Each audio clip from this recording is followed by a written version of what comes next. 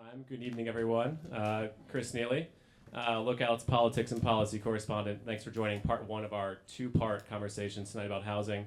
The question of the evening is a weighty one.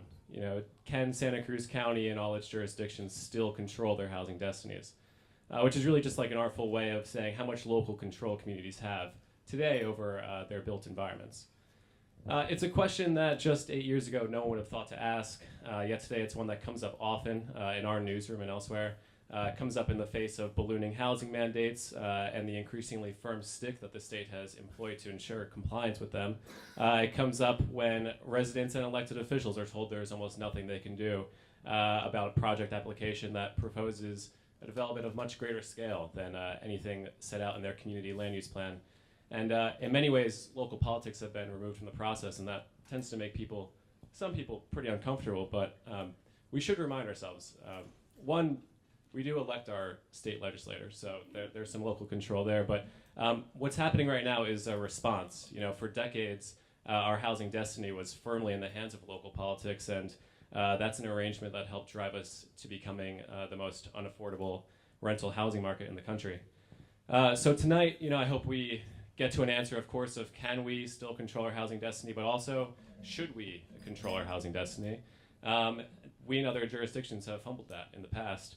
And at the same time, should a community's built environment simply be a product of the market and capital? Is there a middle ground? You know, there's a lot of concern, a lot of excitement around this topic. I hope tonight kind of offers a reality check to a lot of that. So we've got a great panel with a broad range of perspectives to help us answer those questions. Next to me is State Senator Scott Wiener of San Francisco, who since his election to the Senate has been a real driving force in this pro-housing sea change we've seen at the state level, and he was elected in 2016. Next to him we have District 1 Supervisor, County Supervisor Manu Koenig, just re-elected to a second term, representing the Live Oak, Pleasure Point, SoCal, among other areas. He has been a leading voice at the supervisor level on housing, and his district is primed to carry a heavy load of the new housing development the county's planning over the next several years. And last but certainly not least, Councilmember Sandy Brown, who has seen a lot of change over her 8 years on Santa Cruz City Council. She's finishing her 8th and final year, and on City Council she's pushed for increased affordable housing requirements and has been openly critical of the slew of changes in state law that make it easier for developers to preempt local development rules. So we're not going to have a timer on the answers. I kind of hope this works more of a conversation that I will help guide. We'll save some time at the end for audience questions. There are index cards on everyone's table. You know, as you come up with a question, you can just kind of raise your hand. Someone from our team will come and get your index card, and we'll get to them at the end. If you're tuning in on Facebook Live, just add your question in the comments. We're obviously not going to get to everyone's questions, but I will personally take all of them to my desk, and hopefully it informs some of my reporting in the future. So we'll just start with the question of the evening. Can Santa Cruz County, i.e. local governments, still control their housing destinies, but also should they? And I'll start with you, Senator. Great. Well, can you hear me? Yeah. Okay, good. First of all, thank you so much for having me. I have not been in Santa Cruz in a few years. Before the pandemic, I was down here a number of times talking about different housing issues, and so it's good to be back. And I really just want to thank my friend and my colleague, Assemblymember Pellerin, who thank you for sending her to the legislature. She really she's amazing and a breath of fresh air, and just has incredible energy, and we're really you're lucky to have her. I think representing you, I'm lucky to have her as a colleague. In addition to Senator Laird, who is someone I really have always looked up to, and he's just also a tremendous representative for this community. So thank you. I think a lot of times we have these discussions about should there be local control, should there be state control, who should control, who should decide what, and that is an important discussion. But I also think it's important to step back because when you ask most people, just people on the street, people who are going about their daily lives and working and raising their kids and trying to make ends meet, if you ask them who they think should be making those decisions, for a lot of people, they really could care less. They just want there to be enough housing for everyone and people to be able to afford housing. And it's not relevant to most people's lives, whether it's a city council or a state legislature or a county board of supervisors who's making this, that, or the other decision. They just want to know that the job is getting done and that we are doing what we as human beings have done since the beginning of time until about 50 years ago, going back thousands of years until about 50 years ago, which was when you need more housing, you build more housing. Very simple. And then about 50 years ago, we made a decision as a state, as a society, that building enough housing for everyone was no longer a priority.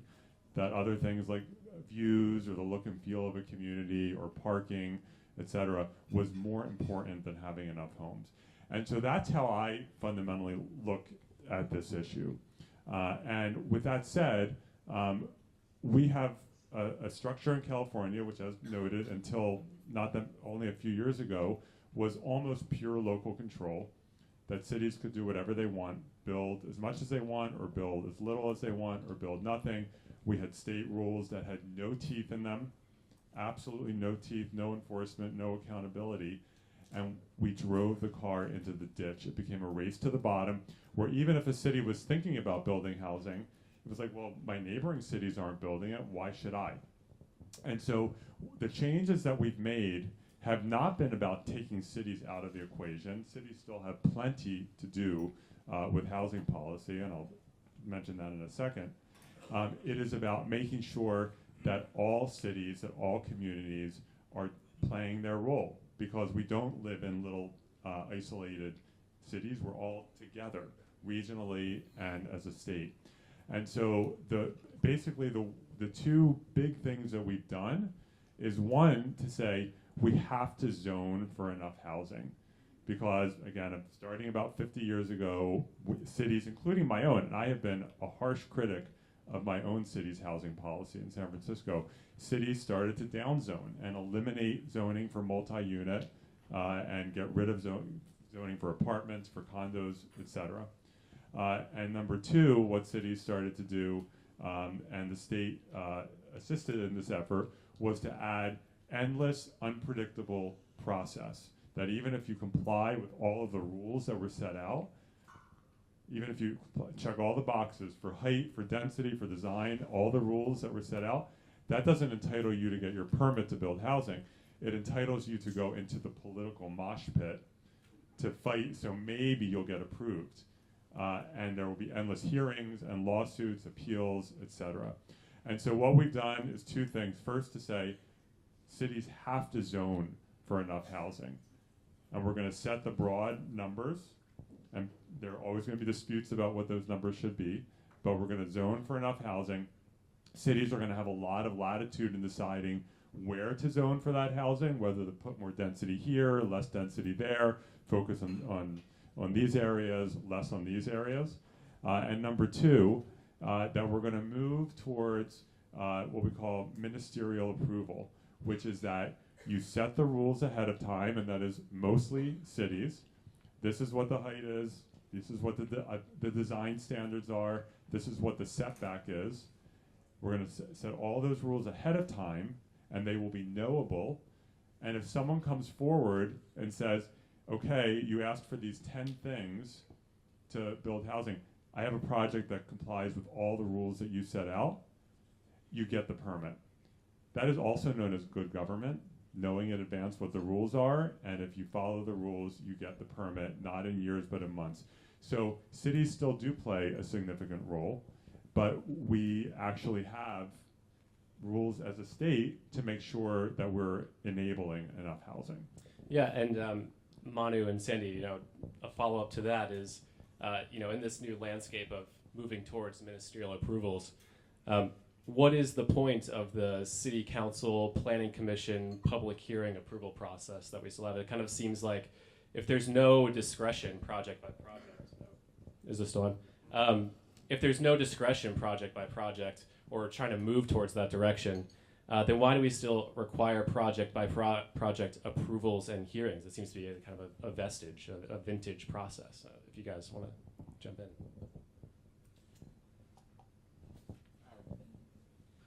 Sure. So, I mean, I guess I would start by saying, thank you for being here, Senator Wiener, and you, I'm sure you know this, are a fairly polarizing figure, so there's folks that love you and folks that hate you, and I'd say I'm a little bit more on the love side, because I really do appreciate the change in the conversation that you brought to Sacramento. And a big reason why I got into local government was because we so desperately need to build more housing, and I've seen that very acutely in my own life, whether that's friends who I grew up with here in Santa Cruz County who can no longer afford to live here, or who are perpetually renting and getting squeezed out, or even just in the availability of services, whether that's I think most acutely we're seeing in the community doctors and nurses. It takes months to be seen, and that's because even high-paid, skilled people like that are having trouble finding housing in our community. So I do think it was high time that we changed the conversation, and I really appreciate that you've done that. Implementing some of those changes has certainly been difficult and maybe more of a headache than was originally dreamed up in Sacramento. The world is a series of actions and reactions, and so I think you sort of made the opening moves with some of these new laws, and now we're going to inevitably have to adjust. We'll get some pushback, and I think maybe find a new equilibrium. And we're certainly starting to see that initial push here in the community.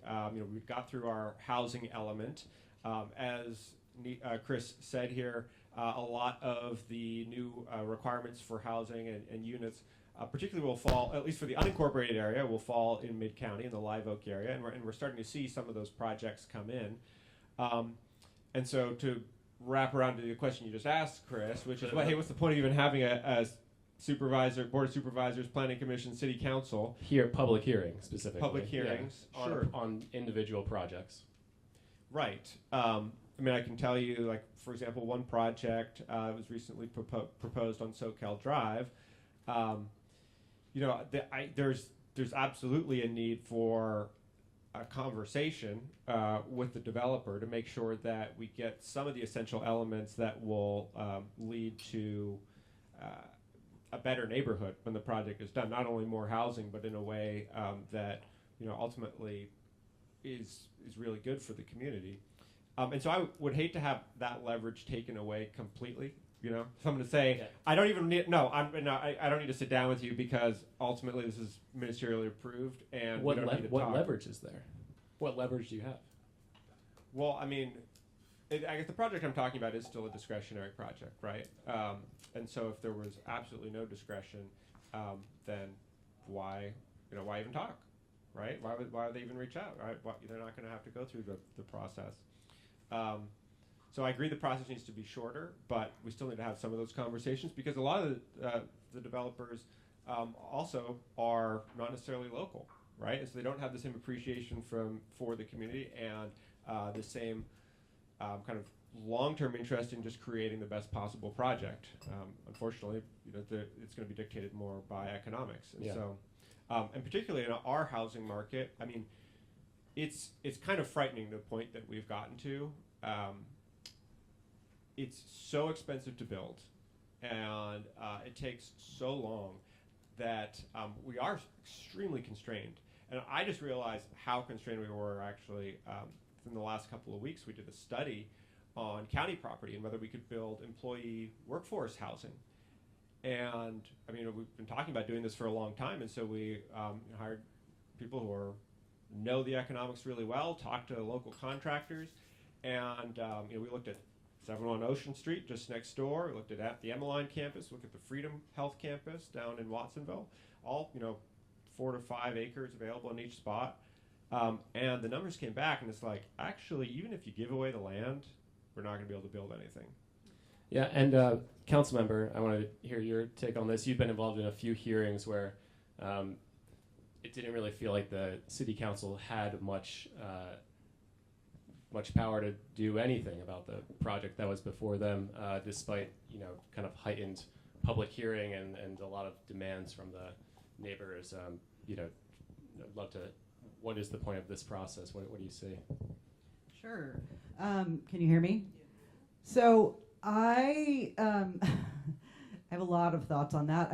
I guess I would start by saying just the immediate response to your question, what's the point of continuing to have a local process, public hearings, public participation in decisions around particular projects? And I would add the general plan process and policy, all the zoning and and land use ordinances. Why have that input with respect to specific projects when there's nothing that we can really do or little that we can do? Well, it gets people involved in the public process, and I don't take the current reality as a foregone conclusion for the future. I believe that people want to be more involved and have a say in how our communities grow, what kind of housing gets built. And I believe that the biggest issue that people are facing right now is not so much this density, low versus high density question, or state versus local control question. The biggest challenge is affordability. And so everything all of my thinking about how to address our housing crisis is not related to like who's in control, the state or the local governments, but what tools are available to us to manage market forces that we know are prone to over and under supply and are not likely, the market is not going to create affordable housing for us. So, and I just reject entirely, I'm going to just extrapolate a little here, I'm going to, or tangent a little here and say, I reject the idea that supply is going to produce increased affordability in our communities. We are not seeing it happen. There is limited research, and I mined for studies, all of the big ones, to try to find evidence that increased supply does reduce the cost of housing. And what I found was, yeah, maybe kind of in some places under certain conditions, but we should still all be focused on that problem. And that is what the state has done. The state has taken that local authority away, and it has imposed a supply side logic that just doesn't work for all communities. I have lots of thoughts on that. One size fits all as well. I hope we can talk about that. Yeah, and that was one of my questions. Was just the supply and demand argument. I mean, obviously, a lot of the changes right now are kind of based in that logic, which is a logical economic theory. But what do you guys think about the supply and demand conversation here in Santa Cruz? I mean, there's a certain contingent of people who say there's endless demand to live in a place like Santa Cruz. Yeah, I mean, the law of supply and demand exists as a thing, and it applies to housing, and there have been actually quite a few studies that have shown that. And I will. Hey, we're gonna keep the audience noise down. And I don't care. I come from San Francisco. We have a lot of booing in San Francisco. So it's all good. I don't take it personally. So in California, back in the 60s, 50s, 60s, we were a state of like 9, 10 to 15 million, like dramatically smaller than we are today. And we were building in California approximately 300,000 homes per year, somewhere between like 250 and 325 every year, for a state of like in the 9 to 12 to 15 million. We're now a state of 40 million people, and for many years now, we're super lucky if we get to 100,000 homes built a year. So the state has basically more or less tripled in size at the same time that our housing production went down by like 2/3 to 3/4. And so the explosion of housing prices, it wasn't just a coincidence. It happened. It started way before there was like an Airbnb or anything like that. It was because we stopped building housing. We downzoned, we made it take years to get anything approved. We put on huge impact fees. In San Francisco, we're one of the worst offenders on that. That drives up the cost. All of these requirements that drove up the cost of housing. And yes, we need to subsidize, and I've been a strong supporter of under Governor Newsom. Governor Brown did not believe in subsidizing housing. I love Governor Brown, but he just disagreed with us on that. Under Governor Newsom, we have put billions of dollars into subsidized housing affordability to support the efforts of local communities. We've also subsidized housing. That's just not reality. We need both. We need the private sector to participate and to build a lot more of the market rate homes that I would speculate that 98% of the people in this room live in. I speculate that the vast majority of people in this room live in homes that were built by a private developer who made a profit from it, and now there's a home that you live in or that I live in. And we need to ramp up our subsidies for low-income people to make sure that more people can have that housing stability. And we need social housing. So we need all of it, and tenant protections, all of it. You know, it seems like now would be like a great time for like a redevelopment agency to like come back. Is that?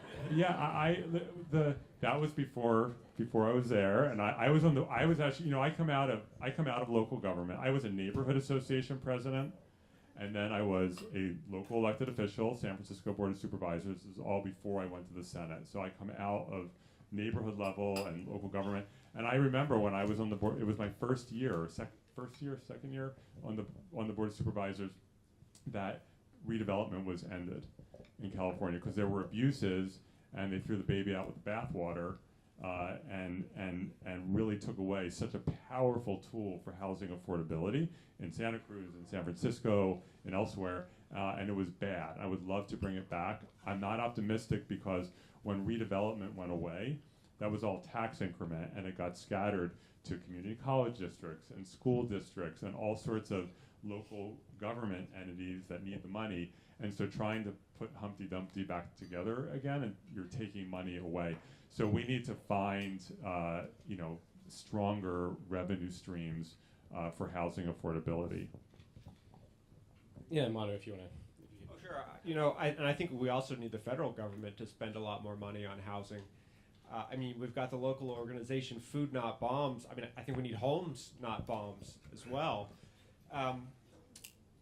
Because there's just such a massive, I mean, we've seen with the fluctuation in the state budget that we simply, I mean, this year, you've done a great job of preserving a lot of the investments in housing. I mean, for example, it's great that the 600-ish units for Cabrillo and UCSC students is still going to move forward. But nevertheless, we just need a lot more money invested in housing in general. Yeah, and Councilmember, you know, the senator seems to make a great point. It seems like it would be a somewhat impossible and infeasible task to solve the housing crisis with mostly subsidized housing. I mean, how do you respond? Well, yeah, if you look at the numbers, I would absolutely agree. I believe that we need to be making much more significant investments in housing subsidy to get low-income units built. We do not have resources at the local level for that. I appreciate the state's, what I would argue is quite limited in terms of the resources that have been made available to local governments, primarily through competitive grants. So it's small pots of money, it's unstable funding. I have this, I brought my notes so I could share a couple of statistics. So the regional housing needs assessment number figures for our community. I'm looking just at the very low income number because that's the range that I care about. The moderate and above market, that's going to get built if developers in the market decides that it's profitable to do so. I'm talking about the units that are going to require a level of subsidy that the feds and state certainly need to get in on, because if you look at just Santa Cruz, assuming I'm going to go low, a $500,000 per unit for a very low income unit cost to construct. The subsidy required to meet the very low income RHNA targets that the city of Santa Cruz has would be $429 million. $429 million just for one category. That's for I don't know my chart to say how many units that is, but whatever the number was in Arena. If you look at that statewide, the sixth cycle, all of the local governments that are being told you have to build X number of units in all of these categories, 42,750 units over the next 8 years, annualized. It's 342,000 for the cycle. That's $21 billion annually that would be needed just for the low-income category, the requirements that have been imposed by the state. So, no, we can't subsidize, we can't solve the problem through subsidy. But the supply and demand, I just want to get back to this and say supply and demand is also not going to solve this. If we're talking about solving housing supply for people who can afford whatever the price is, sure. But when we're talking about effective demand, that means demand backed up by the ability to pay. We are not seeing it. We are building density housing in Santa Cruz. We are a superstar at the state. 6% of the communities that has reached its RHNA goals from the last cycle. A pro-housing city, density projects coming in, and the rents for those units are anywhere from, I averaged out the new density projects in the city, $3,000 a month for a studio, and almost $6,000 for a 2-bedroom. That's what the market is doing for Santa Cruz. So, and that's what developers say is required for them to make their reasonable rate of return for something to pencil out. We're in big trouble if that is what's going to get built. And the sorting, the filtering, all the things that people say, new units will get occupied by higher income people, leaving older units. It's so unrealistic to think that's going to happen in our community. I have all kinds of data to show you why, but I don't want to take time for that. Yeah. But I'm happy to share more detail about that with anyone who has questions. And I would say, and that's what happens when you don't build a lot of housing for 50 years. And I'm not gonna pretend that I'm an expert on housing costs in Santa Cruz, but I do know a fair amount about housing costs in San Francisco. And yeah, the new homes that are delivered are expensive, but you know what? The 80, 100-year homes are also really expensive. I'm very lucky. I own and live in a 500 square foot 1965 condo. It's not fancy at all. It serves me well, but it is not fancy by any stretch. If I were to rent out a very modest unit, I would be able to rent that out for thousands of dollars, and it is not fancy and it is not new. It needs to be remodeled. It's all expensive because there's not enough of it. And when you have a massive shortage and you start finally building, it's not like that first tranche is going to solve the problem. You have to do it over time. It took us 50 years to get into this hole. It's not going to take us 50 years to get out, but it's going to take time. And the politics around that are hard because what people can do is say, hey, look, the first tranche just got delivered and it's still really expensive, so building it must not be the solution to the problem. And so the politics are hard. I'm not going to deny that. And I want to move on. We're really short on time. I really just want to say one thing. Quickly. So developers and others have been saying that for the entire time. Housing has been built. And I have to say I reject the idea that it's simply because we have not built housing. There are many reasons that Santa Cruz has become overpriced. You mentioned some of them earlier. It's not just about supply. And so I just really need, I just reject that. Okay, we're going to move on. I don't think we're going to find agreement on that. All right, so I want to come back to this control question, local control question. I mean, it seems like there's kind of like a broad feeling that like it doesn't totally matter who's in control. And Senator, when you talked about, local control still exists in the kind of that 5,000 foot view planning level, right? I mean, figuring out height and zones and setbacks and where housing goes and how dense it is. I mean, that all seems to work, but then the community can come together on that. But then you have a developer who comes in and proposes a project and introduces a density bonus, and suddenly all of those things that the community has agreed on can just be thrown out. And the state has also agreed on the plan that the housing density and the height and the setbacks of your general plan is enough to get you the housing that we've asked you to do. But then all of that kind of gets thrown out, and with the density bonus, and we've seen that here in Santa Cruz. It's not very tall in San Francisco, but there's a 16-story project in the pre-application phase in downtown Santa Cruz. The zoning in that area, I think the height is like 35 to 50 feet. So, I mean, it seems like this creates a situation where the scale and shape of neighborhoods can kind of become the product of a developer's and the market's ambition. So, I mean, is that really a position that even like a pro-housing community wants to be in, to be, at the whim of developers? And also, I know you didn't write the density bonus law. Yeah, I've never done a density bonus bill, but I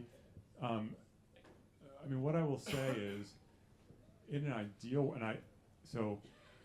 as a former local elected official, my view is that local control is often the way to go, and I think in many situations, many areas, that of policy, local control makes sense. And I've authored a number of bills that give cities more local control in different areas to try to be able to do what they need to do. Because there are subject areas where I think the state micromanages too much. Nightlife is one of them. I think some of the rules around restaurants and bars should be decided by cities, not by the state. But local control is good when it achieves good results. When it doesn't achieve good results, that's when you have to look to a different approach, which is what we've done on housing. Now, the upside is that you get more housing. The downside is that there will sometimes be projects that people will wish that they could have, sculpted as a city council, as a planning commission, and you have to sort of pick a system, and this is the one that we've chosen because of the complete housing disaster that we're in, and that means that there will sometimes, and we see it in San Francisco too, there will be a project that comes along where people may not be thrilled with that project. Other people are happy with it. I can't speak to this project in particular. And the density bonus, the purpose of the density bonus, which has been on the books since the early 1980s, but it was a dead letter. Cities, including my own, ignored it. And significantly enhanced recently. It's been enhanced with teeth put into it, is to try to increase the affordability and to say that if you have affordability, you get more density, or you can waive certain requirements. And the density bonus, the reason why we see so many density bonus projects is it does help projects pencil out. We talk about, there are projects that don't pencil for various reasons, and it does help projects pencil out. And yes, there are folks who don't like the height. There are other people who are fine with the height. And in my experience, it tends to be a mix. In my own neighborhood, before I was in elected office, it got significantly upzoned. And so all of a sudden we started seeing significantly taller buildings going along some of the main corridors. And people were pretty upset at first. And now, as a long-term resident of that neighborhood, I don't even remember what it looked like before. Those buildings now are part of the landscape of the community, and there's a lot more housing in the neighborhood, and there's a lot more affordable units because they all have affordability built into those projects. And Manu and Sandy, I mean, how do you guys feel about this density bonus situation where it does feel like more and more, county, city blocks are more at the whim of a developer's ambition and what the market will produce? Well, I'll answer a little bit more generally, which is, Senator Wiener just said that we don't want to micromanage too much, and it definitely feels like we're being micromanaged by the state right now, and our ability to respond to the housing crisis in a unique way, in a way that feels appropriate for our community, has been taken away. And I mean, and also just some of the state laws are ridiculous, or processes, I should say. I mean, this RENA process that we just went through. I mean, and Sandy's right on the affordable units part, right? I mean, 5,000 roughly, give or take, of units that we have to build in the unincorporated area, and thousands of those are low or very low income. And in order to build one very low income unit, you've got to build 5 market rate units. So really, it's not 5,000 units we're being required to build. It's like 20,000 units. And so just those numbers and those goals and that entire process, I mean, it's a little bit absurd. And so again, I say all that not to be anti-housing, but to say the process itself has become overly bureaucratic. And it does feel like a lot of the state laws that are being passed, we have to then figure out how to implement them locally. There's years long delay to that. If anything, it feels like the building and zoning code is getting more complicated rather than less complicated. We need to be less complicated in order to be faster and easier for people to understand of all types, right? I mean, we need horizontal density as well as vertical density, and that means ultimately enabling every person who's a homeowner to invest, and that means ultimately having an understandable and simple building and zoning codes. So, I mean, what I would love to see is for the state to tie incentives more directly to communities meeting their housing goals. I mean, I totally understand that, hey, if we're going to invest $100 million in transportation improvements, of state money in local transportation improvements, that community should be building housing to actually use those investments in a good way. So why not? I mean, and our county particularly really goes after a lot of those grants, has won a lot of those grants. Why not just make some of those more dependent on communities meeting the housing goals, right? And then why isn't there not, we have a state uniform building code, why don't we have a state uniform zoning code and have some incentive to adopt that? I mean, again, just simpler, more direct incentives, because just feedback from a local official here is just it feels heavily bureaucratic. It's taking up a ton of our staff time to try to interpret all these state laws and to implement the housing element. So again, can we figure out a way to achieve this, our housing goals, in a way that is just simpler? Yeah. And Sandy. Yeah. Here on the kind of debunking the myth that state control and streamlining is making things simpler. It's not, and I see it at the city as well, where we have just exorbitant amounts of energy put into trying to create reports to prove ourselves to the state. Always having that our planning department, I will say, doesn't really mind because they sort of the same approach theory. Not a law; it's a theory, supply and demand. But they're we are really in a place where we have to figure all this out, try to figure out how to get affordable housing built. And let me just say, since we're talking about density, here's what the density bonus rules have done in the city of Santa Cruz. Essentially eliminated our inclusionary ordinance, which was adopted by the voters in 1979. And I have worked very hard with my colleagues to get our inclusionary ordinance increased from 15 to 20%. Well, now we have a state density bonus law whereby a developer can receive all kinds of concessions and waivers in return for affordability, and they get to count our already existing inclusionary rules for the most part. It gets a little more complicated with formulas, but essentially they just get to say, well, we're already doing that, and now we get double the units. And in addition, all of the state law that has eliminated parking requirements and all these other things, yes, they make the cost to build housing and the potential return greater, but they have not translated into price. And everybody's going to say, well, it's too early to tell. I'll see you in 10 years when this community is even more gentrified and there are no service workers left when the evidence comes in. Yeah, So a couple things. In terms of, yes, over the last, it started actually right before I got to the legislature in 2015-16. That's when the legislature started putting teeth into the ADU in-law unit law because cities including my own, I always hold my city to the highest standard, were obstructing people from putting in-law units into their own homes. And so over that period of time, there's been a change. And the new housing element and the goal setting is new. We no longer allow wealthy cities to shirk their responsibilities. In the last housing cycle, the city of Beverly Hills had a housing goal allocation for an 8-year period of 3 units. 1, 2, 3 for the city of Beverly Hills. And the number of cities, and they were almost always wealthy ones, that would get, like, for an 8-year period, your goal is 70 units over 8 years. That it was extraordinary that cities would, that the wealthier ones would push their obligation onto the lower income and more working class and less powerful cities. And we put an end to that. We put an end to that, and we depoliticized it. And it is a transition period that is awkward for everyone. San Francisco went from a housing goal over 8 years of 27,000 homes to 82,000 homes.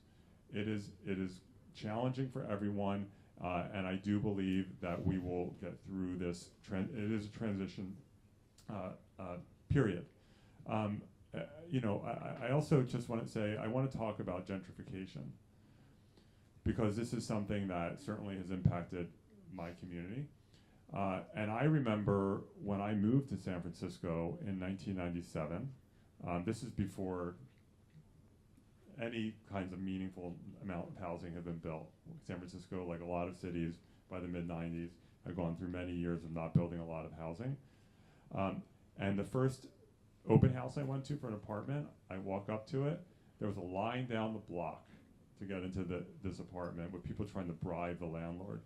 I then, as a young attorney, started doing pro bono eviction defense cases, and I will never forget one of the first ones I did. It was an older gay man, HIV positive, long-term survivor who had been in San Francisco for probably 30, 35 years, telling me if I lose this eviction case, I'm going to have to leave San Francisco.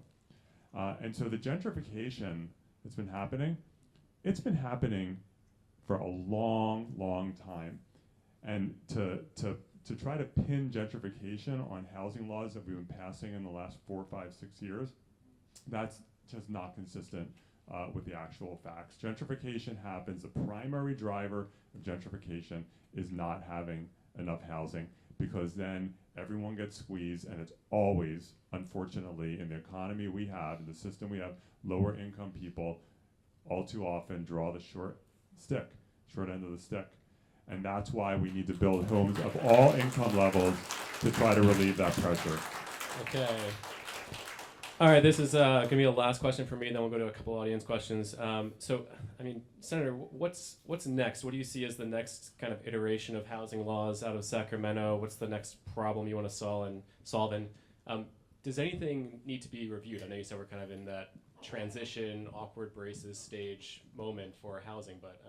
Yeah, I mean, everything will always should and will get reviewed, and so a lot of the laws that we pass, when sometimes people talk about the large number of housing laws we passed, but a number of those, like the first housing law that I passed was Senate Bill 35 to streamline housing, which has been a huge boon for low-income housing, and it's been just a huge boon for, especially for subsidized low-income housing. There have probably been a half a dozen minor cleanup bills for that, because anytime you pass a big law, there's going to be, and a lot of times when we pass cleanup on housing laws, it's because planning departments, local governments come to us and say, hey, I don't think you intended this, or there's something weird in how this is phrased, and we respond to that, and we try to, tighten and clean up those laws. This year I have it's a cleanup law. I did a bill around student housing. We're cleaning that up to make sure, because we have a huge problem with student homelessness among college students. We're doing some legislation around impact fees, because right now most cities require that you pay all the impact fees up front before you even know if the project's going to be feasible. And so say, hey, for some of the impact fees, let's spread it out over the course of the project to make sure that these projects can pencil both for low-income projects and for market rate projects. And we also want to make sure that cities are complying with the law. And there are most cities, I would say a large majority of cities, work very hard to follow the law. And if they don't, it's usually just unintentional, or they're trying and they just need some assistance and some technical support. There are some cities that are not following the law. I'm not going to name. Well, one of them is Huntington Beach. I'll name that one. We all know that. Yeah. And my own city has its challenges, which we've sort of cleaned up, and so we want to make sure that there is full accountability for the truly bad actor cities that are just blowing off state housing law. Yeah, and the supervisor and council member, I mean, what kind of things do you guys want to see out of Sacramento in terms of housing laws, or whether a revision to existing law or something new? Well, as I said, simplification would be nice in the way that we're incentivized to build housing and our ability to sort of meet those goals. I mean, the other thing that we're really struggling with as a community is just like basic funding formulas around how much of our sales taxes come back to this community, how much of our property taxes, and because those are fixed at such low amounts, our infrastructure is in a terrible state right now, and so you'd think kind of basic math, all right, if we have more people, it'll be easier to pay for the infrastructure, especially if, less infrastructure per person. But at the same time, we're not getting that, it's back fast enough because some of those state formulas. So I would just say it'd be great if you could look at some of that too, to see how we can make sure that the financial resources are there for communities like ours to grow. I mean, even if we're not even getting the full benefit of as more sales move online, right, and more people are buying stuff on Amazon, a lot of the sales tax that would be coming back to our community is leaving just because of state funding formulas. And so we really need some of that stuff addressed too if we're going to be able to add this housing and grow effectively. And if I could just, I agree. I agree that municipal finance in California is really bad. And the state of California, and I mean, just the way that our basic tax system is set up, we make it so hard, and I'm talking about, a lot of this is in the California Constitution, make it so hard for cities to fund basic services, to raise revenue, to pass bonds, because of, I'll say it, because Prop 13 creates an incentive for commercial development over residential development. It just creates a stronger tax incentive. And so there are a lot of ways in which cities get screwed. We do have a measure on the ballot this year to change the threshold for infrastructure bonds so that cities can actually do that infrastructure work and not have to do it with a 2/3 vote. We see so many situations where a bond gets put on the ballot, it has broad support, and it quote unquote loses because it gets 66.1%, right? So we're trying to do more to help, but the tax system in California is not in the favor of cities. Yeah, and just really quick, Mana, I know you have a hard stop. Can you stay for a few extra minutes for audience questions? Can I jump in on that? Yeah. I just want to make sure that you can stay on the stage. Yeah, sure. Thank you. So, let's see. So many things I want to respond to related to what Senator Wiener just said, but I'll try to stick to the question. So what could be done, or what should be done? Out of Sacramento, yeah. So, well, there's a lot of things that could be done. One, I heard you, Senator Wiener, speak to this idea that, well, we need to affect the cities that are bad actors. And not all of them are. But your legislation is all about one-size-fits-all approaches. And so I believe that where cities are doing a good job, or local jurisdictions, in meeting our RENA goals, except whatever way you all HCD decides they want us to demonstrate, we've done that. That we should get more local control back.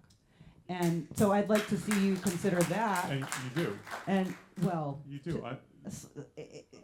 Yeah, because we don't have to address we don't have builder's remedy, but we're not any more control over the density and parking requirements and all of the other streamlining legislation.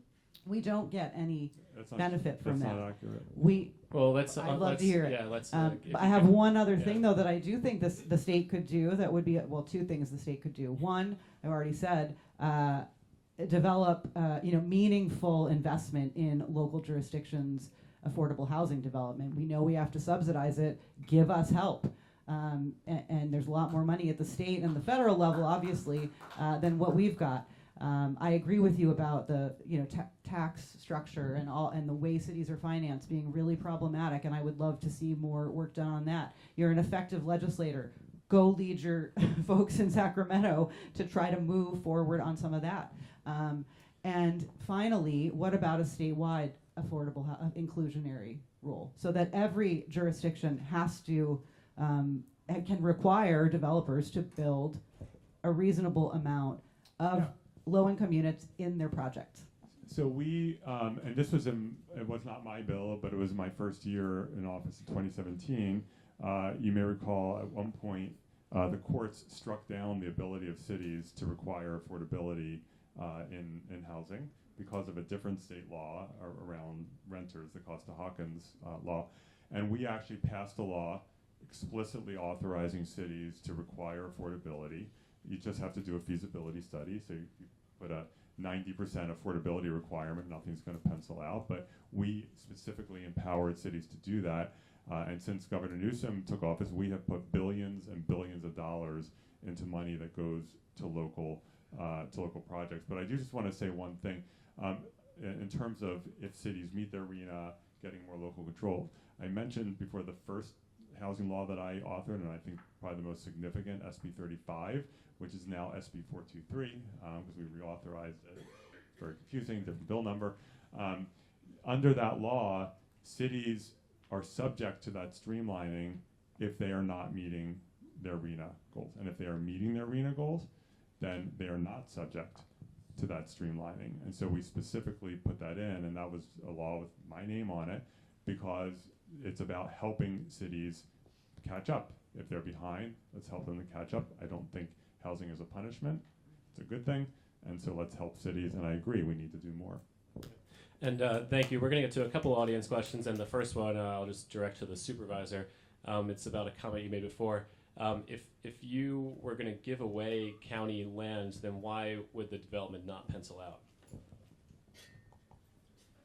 The cost per square foot to build these days is so high. Even on free land?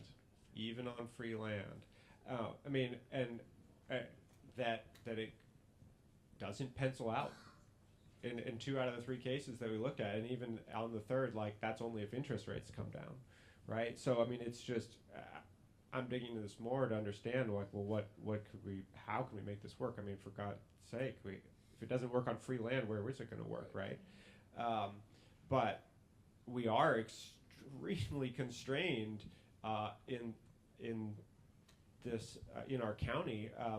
The economics, and so I mean that's why it's nice to say, okay, I'll just require all affordable housing. But I mean, what more can we do? I mean, and it wasn't just free land. We were looking at, can we do some structure where these units are not going to have to pay any property taxes? Can we get rid of permit fees entirely, right? And even then, at current interest rates, at least, it's not going to work. And so, there's the economics are just extremely tight, and I'm sure you'll hear about that more in your next session. Interest rates have made everything exponentially harder.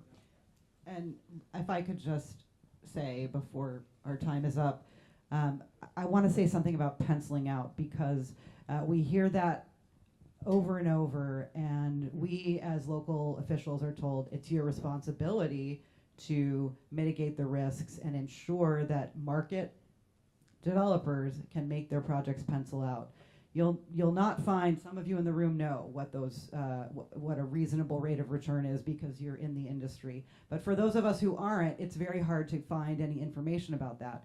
I did a huge amount of digging, and what I see the conventional wisdom is it's 20 to 25% return.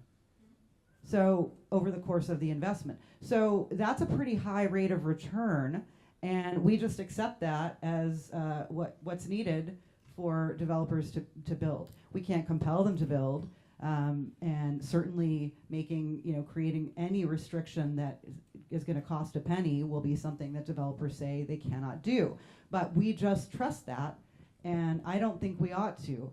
And I'm not, when I say this, demonizing developers as individuals or they're corrupt or greedy. I am saying they are doing their structural job. That is what their job is. Real estate capital is meant to find the highest rate of return. And developers have to go around and find that capital in order to do their project. They're doing their job, but we have to push back as communities and say, well, there's some reasonable bounds that we want to set. We should be able to do that. Yeah, and so just really quickly, just two more here. And this kind of relates to a question I had. So this is for the senator. What's your vision when we approach the next housing element for jurisdictions that haven't built much housing or met their RENA requirements? And also, do you expect the RENA numbers to continue to go up or kind of stay at this level we're at now? So I mean, we're still fairly early in the RENA cycle, and so we'll see how it goes. I can't predict what the next cycle will bring, but I think that the higher numbers, that the point of the higher numbers for the current cycle was to try to dig us out. So I don't think it's automatic that the numbers keep going up, but we have to dig out. And I will say that the explosion of interest rates, it was not well timed in our need to build new homes. It's not just housing, it's so many parts of so many economic sectors that have been just badly undermined by higher interest rates. And so I'm praying that they'll start to go down. And then of course we have to, we had for a while the really high the supply chain issues and high costs of materials. And of course our construction techniques are still, we're the same as 80 or 100 years ago, and I think we need some sort of more and more innovation in the construction sector because I think there are going to be more ways in the future to deliver construction more cost effectively. And as far as penalties or jurisdictions that don't meet their RENA? The goal is for there not to be any consequences.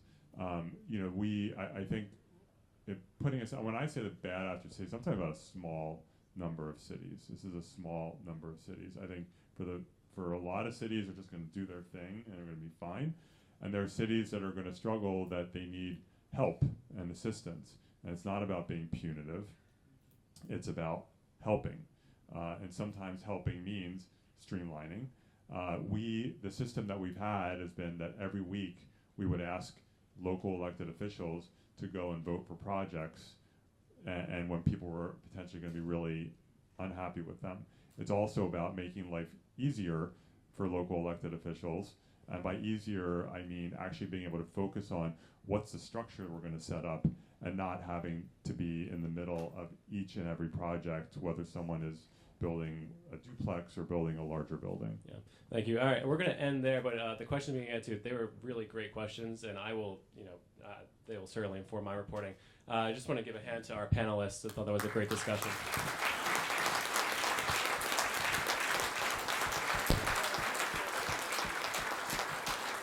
And we are going to take a 5-10 minute break, and then we'll bring Sibley Simon up to the stage. Thank you.